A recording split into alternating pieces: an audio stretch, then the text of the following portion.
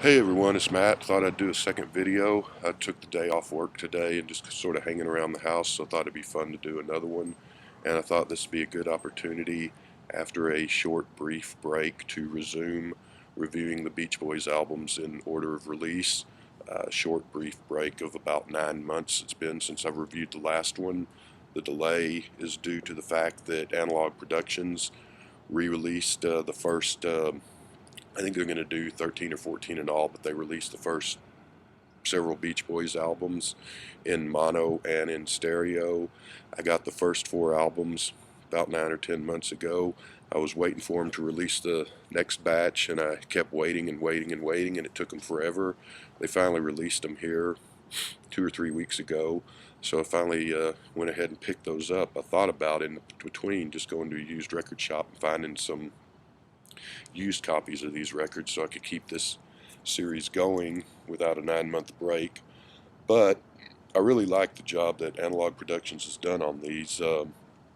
So, uh, last one I did 9 months or so ago was Little Deuce Coupe, Beach Boys album from 1963. So we continue on with the next in line, which is Shut Down Volume 2 by the Beach Boys.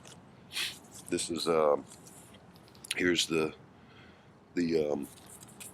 not shrink wrap, but the bag it came in. You can see the Analog Productions quality record stickers on there. Take this out of here. I really like the job that they're done on these. You got the glossy cover, you got the thick cardboard, which I like. It drives me crazy when you go buy something at record store day and you get that flimsy jacket that's just a shave grade or two above heavy stock paper. But this is the good thick cardboard. Glossy jacket, like I said, it's got the original artwork. This is the mono edition.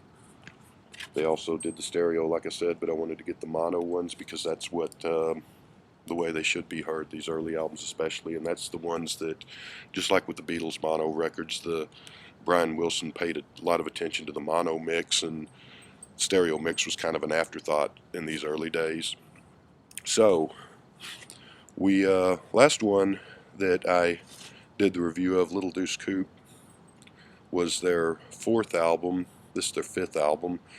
That was probably the weakest of their albums so far. It's not a terrible album, but it was kind of a situation where the record company was pressing them for a new album, new product, so they kind of rushed something out.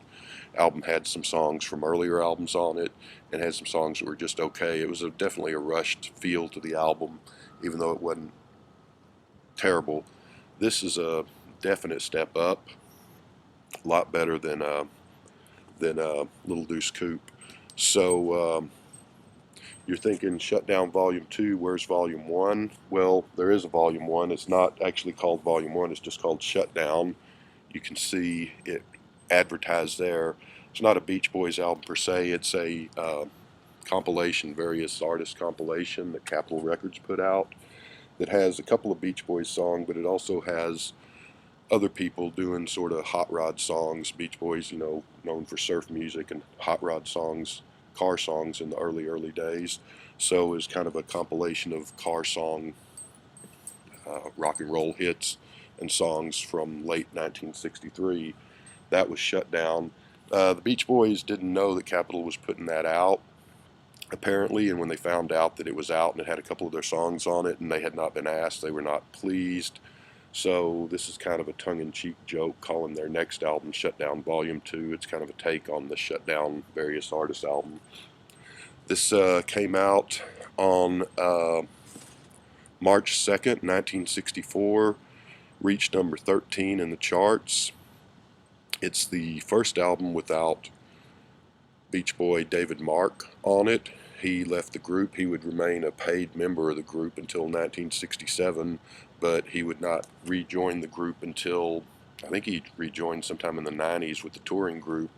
And on the last album that they made, the 50th anniversary album, the one that had That's Why God Made the Radio, he appears on that album, but I don't think he appeared on any album from that last album until 1963 till 2012.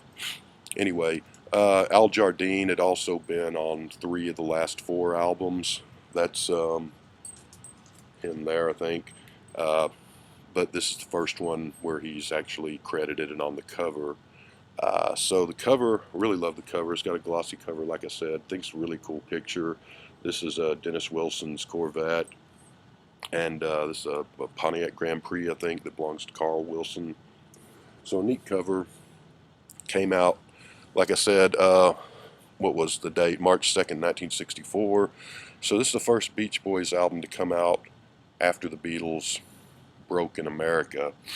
So you'd think there'd be a little bit of a Beatle influence, but there's probably really not, because this was recorded in January and February. They made albums fast back then of 1964, and then it came out in March. So much of this was recorded before the Beatles were really known in America.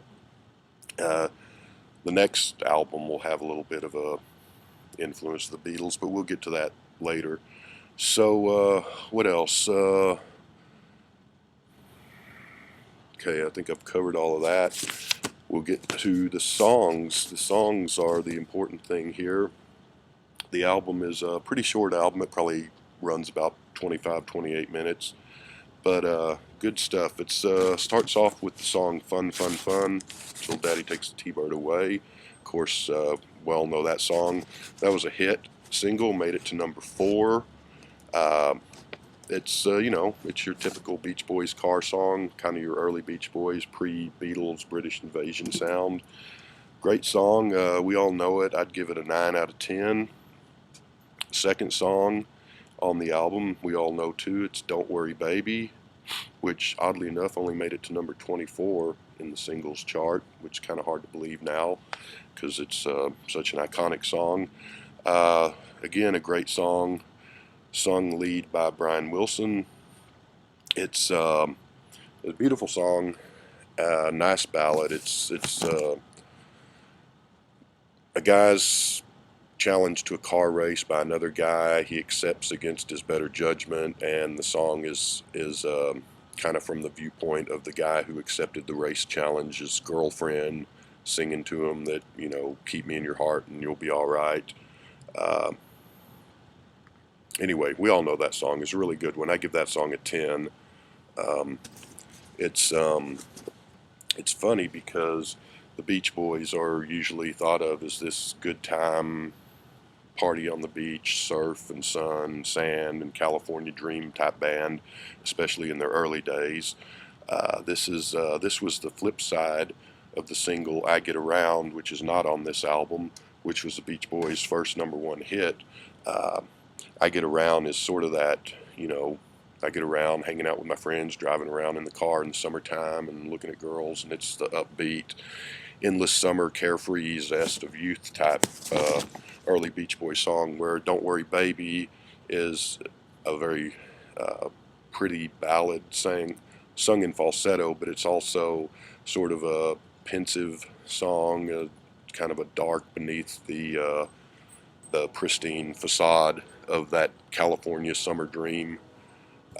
So there's a little bit of reality creeping in, even this early in the band's career. So yeah, give that song a 10. Song number 3 is called In the Parking Lot. It's a kind of a doo-wop sounding thing. It's got your classic Beach Boys harmonies. It's an upbeat song. It's a nice song. It's there's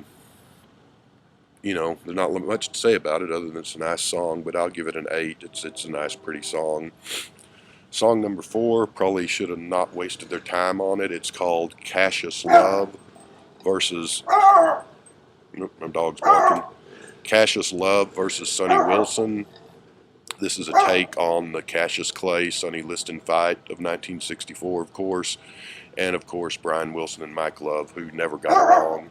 It's a joke song. There's some talking and some kidding around and some joking. There's little clips of Beach Boys songs. Some of them are the studio versions. Some of them are them singing the songs in the studio, kind of cutting up.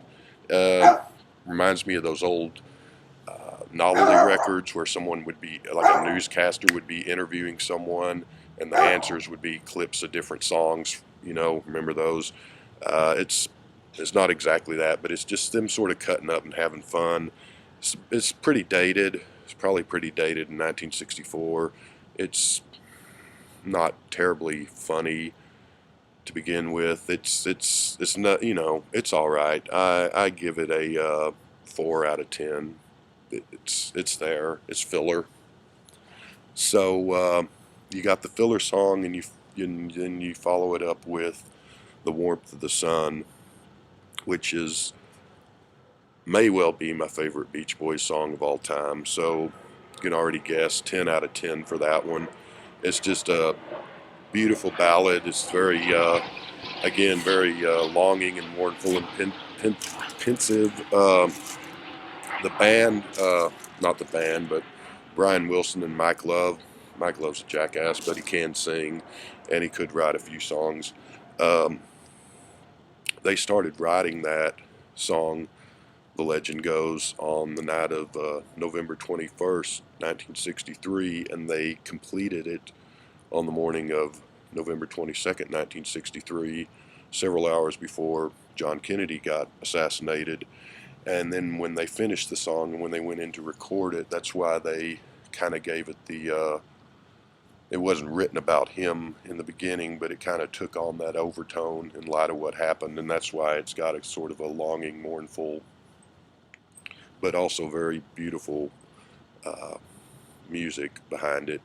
And it may be one of my favorite songs of his. And I've got personal, reminds me of an old girlfriend. That was one of our songs, but even before I knew her, it was one of my favorite Beach Boys songs, and one of the best songs in 1964. I mean, of course, you got the Beatles up there, and but it's one of the Beach Boys songs that's right up there with what was going on in 1964, and one of their best of all time. The sixth song on side one is called "This Car of Mine." It's got a nice piano intro. Dennis Wilson sings it. It's kind of a throwback. It's a love song to your car. Hey, Dennis Wilson at this time is probably still a teenager. He's probably like 18 or 19 when this came out. You know what it's like when you get your first car, when you get your driver's license and you save up and get a car, and if you fix your car up or whatever, and you go cruising with your friends, and you got all these great memories of riding around in your first car. It's just that sort of thing. So, I mean, you can relate to it being old and looking back, but of course he was young and not looking back at the time. You can relate to it when you're a kid. A little dated maybe for 1964 with, the Beatles and the Kinks and the Rolling Stones and all that coming around and Motown, but it's a good song. I give it a 7. Uh, so there's that. That's side one. We move on to side two. Side one's pretty solid, really, with the exception of the Cassius Clay, Sonny Liston, or Cassius Love, Sonny Wilson thing. Side two opens with the cover version of the song "Why Do Fools Fall in Love." It's the old Frankie Lyman and the Teenager song, hit number 1 in 1956. Beach Boys do a respectable cover of it, not as good as Frankie Lyman's version. Uh, Not much to say about it. It's just they don't really bring anything or add anything new to the song. It's a decent cover version of it, and I'll give it a 6, I guess. Uh, Second song on side 2 is "Pom Pom Playgirl," which sounds like a dirty movie, but I guess in 1964 it was all sweet and innocent enough. Carl Wilson sings on this one. It's got a little bit of nice guitar in it. It's kind of a generic Beach Boys song. It sounds like something that could have been on their first 4 albums before this. Uh, Sounds a bit dated again, going back to the Beatles and all, and them having coming out in 1964, and the Rolling Stones and the Kinks to follow. This sounds like a throwback to, a 1961, 1962 type sound, but it's a nice song. What did I give that on a rating? I didn't give a rating on it, so I'll go ahead and give it a 7. It's innocuous enough and just sort of there, but nice enough. Third song, and this is one reason I wanted to review these albums, because I only knew the Beach Boys hits going in, like everyone does. I didn't know the albums, and I didn't know the album cuts, with the exception of Pet Sounds and Smile.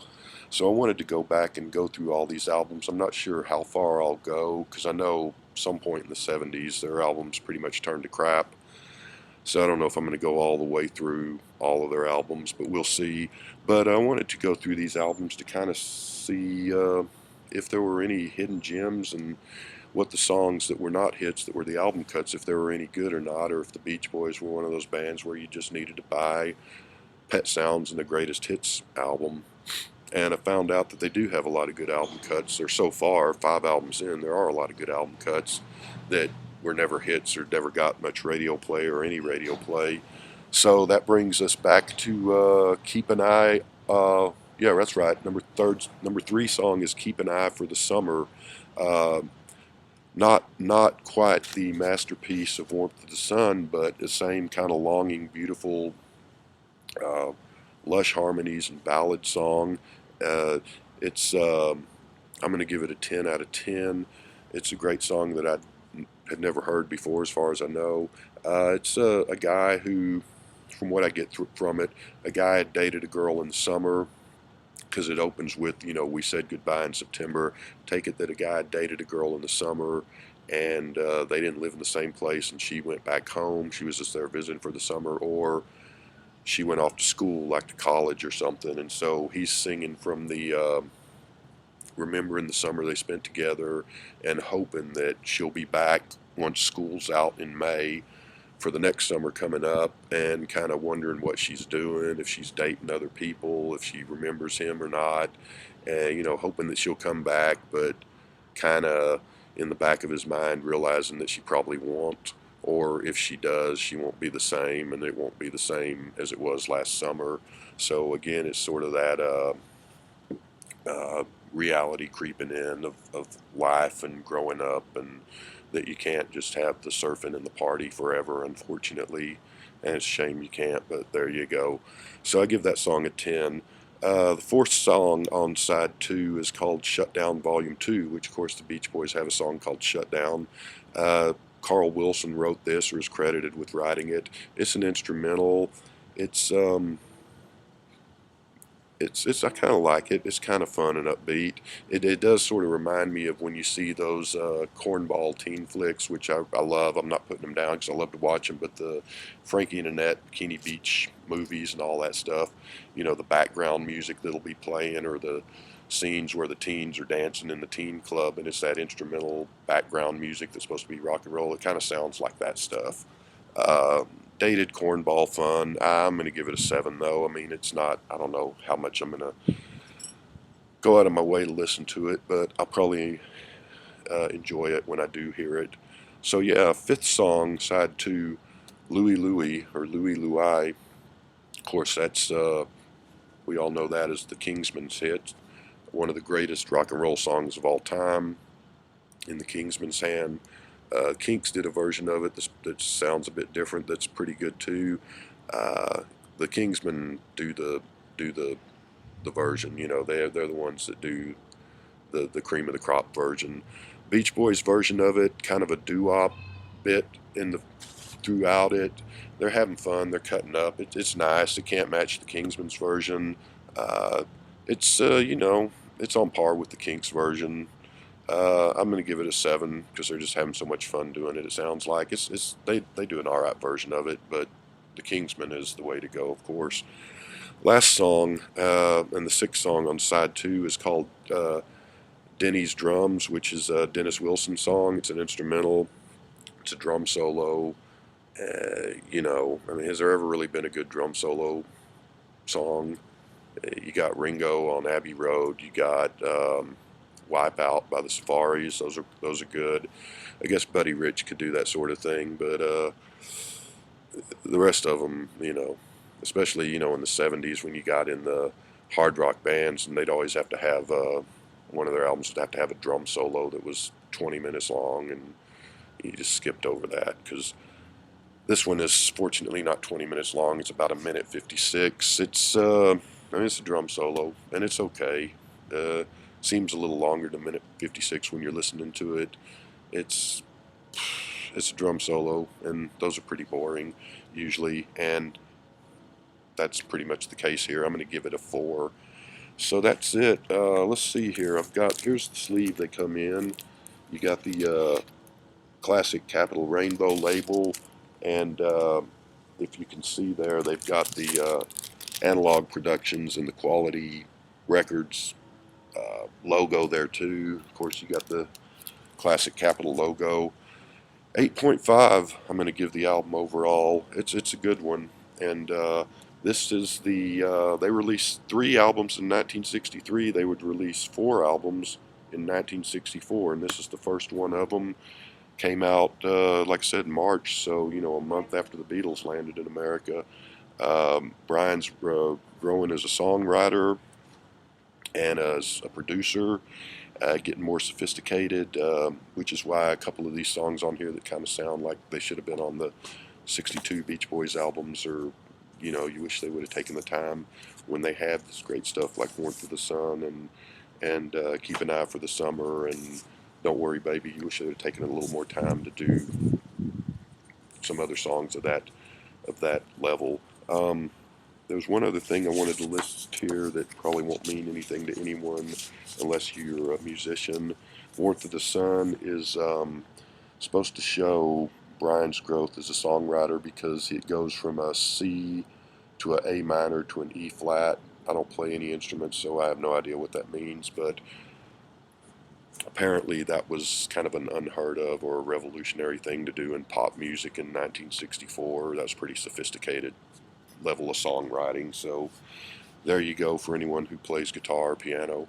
Yeah, 8.5 I think I gave it, and we will I got quite a few Beach Boys albums, so I won't have to wait 9 months to do another one. We'll be back soon.